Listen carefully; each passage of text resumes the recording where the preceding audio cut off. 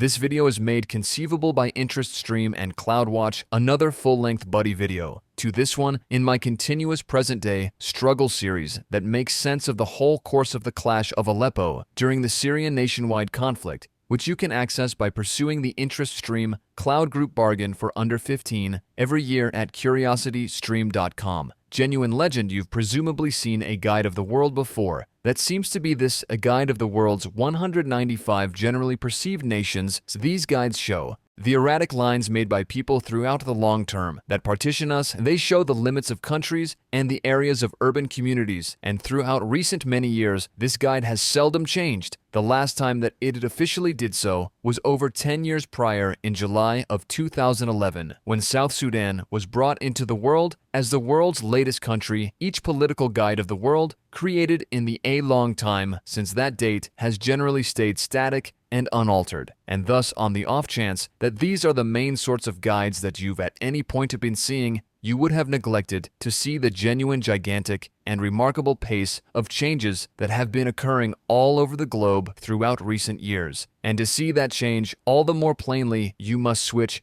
to an alternate guide showing our planet around evening time. This is the Dark Marble, a delightful guide made by specialists at NASA utilizing huge number of discrete composite pictures that have all been consolidated into a solitary opening taken from a satellite explicitly intended to detect the world for man-made lights. Nothing educates us seriously regarding the spread of humankind across the planet than the examples made by the sparkling lights of our urban communities, and assuming that you know where the perfect locations are to look. This guide can basically let you know, all in a solitary picture, the whole history and story of humankind. We should start by taking a gander at the genuine shapes and examples of where individuals inside nations reside, like here in Afghanistan. On a political guide, Afghanistan has an exceptionally remarkable and complex-looking shape. However, saw on the Guide of Lights around evening time, the valid and more straightforward example of where Afghanistan's kin reside is uncovered.